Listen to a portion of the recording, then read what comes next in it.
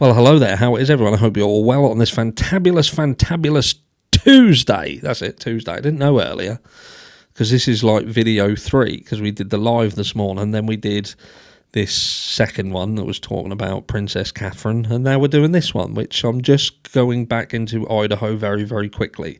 I did a video yesterday. If you didn't watch it, go and watch it. Go and check it out because it talks about the $685 million deal that is the acquisition of the Phoenix University by the University of Idaho. Oh, and by the way, you're looking absolutely amazing. Must have been, you didn't get anybody doing April Fool's joke on you, because they can go horribly wrong, you know. But anyway, yeah, so, and a lot of comments started springing around this situation, and it resonated quite true to me, because we've much thought, Brian Koberger, is he the guy who did it? Isn't he the guy who did it? And you can think to yourself, you know what, I haven't seen enough that 100% proves that Brian Koberger did the crime, but again, I'm not naive enough to believe that he definitely didn't do it. I wouldn't go that far. But when you say that Brian Koberger's not the person who did it, there are questions that come from that. There's they come off, and that is then, okay, so why would Brian Koberger be framed if you want to go down the route of framing him? Why would they frame him? And I think yesterday was a pure example of a situation that would be enough to frame someone. Now, in my opinion, and this is purely my opinion, I'm not a professional or anything, you know, I'm just spitballing. Brian Koberger is from outside of Idaho, and I believe because of this deal, this $685 million deal, you couldn't have this crime being connected to the University of Idaho. There's going to be some people make some money on this. And in fact, if you look at the video that I did yesterday, it would appear that the likes of Scott Green perhaps are already making money on this deal. Just saying. But like I said, with respect of an incentive to push this situation out of Idaho and make this appear, this is not Idaho's issue. This is evil people from outside Idaho coming in and doing this crime to us. But look how quickly we dealt with it. Look how we dealt with it. Look how we're doing it. And that, to me, is something hugely to consider if you are someone who is more open-minded and you're not just going to swallow the blue pill, so to speak, and think, all right, yeah, they've got it all in hand, they've got it all sorted, all nicely tied up with a little bow. Because I just ain't buying it. Not at this point. Like I say, later on down the line I might do, but up to this point, haven't seen enough yet, and I'm still open-minded enough. And when I knew that deal was worth some money, but I weren't quite aware that we was talking over $500 million, nearly sort of $750 million in a deal. Just think, what would have happened if it was proven that this crime was actually students from the University of Idaho? And not only students, but fraternity members, and there were multiple of them. Think of the effect that would have had on the University of Idaho, who, again, if you read listen to this video I did yesterday, or read the article that was in that we spoke about, the University of Idaho need more students. They need more students to attend because more students lead to more funding, and they need more funding.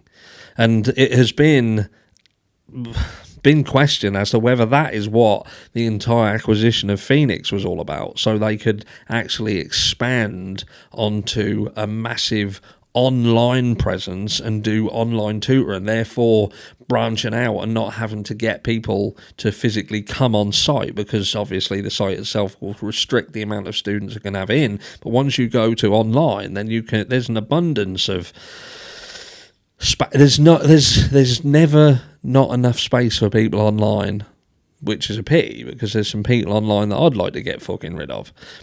But yeah, I'm just saying, Brian Koberger being the scapegoat from outside of Idaho makes a hell of a lot of sense to me.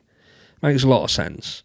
From Pennsylvania, sort of doing his thing in Washington, and happens to be this evil monster with absolutely no connections whatsoever. And that's even better, because he literally has no connection. So it's not like there can be anything that can be blaming Idaho, Moscow, Idaho, for anything whatsoever. They have literally disconnected him from Idaho in its entirety. It doesn't bring any single person into question. It doesn't bring people into question, a situation into question. There is nothing, and that is why everything is so hush-hush. I believe the gag order is purely there, not to protect the victims or protect the surviving roommates or anything like that. The gag order was solely put in place to protect the reputation of Idaho. That's my opinion. That's all that anybody cared about. It was about not allowing this crime to tarnish the reputation and the image of Idaho itself, of Moscow itself. If you've got any other ideas, if you think that I'm wrong, or I'm talking out the side of my face or my arse, then do let me know. Comment down below and tell me. But again, I'm not naive enough to sit here and be able to say, look, Bryan Kohberger didn't do this crime. But I think in order to understand and appreciate whether there truly is a possibility that he didn't do it, you have to investigate those avenues, and you have to think to yourself, well, is there anything that makes sense?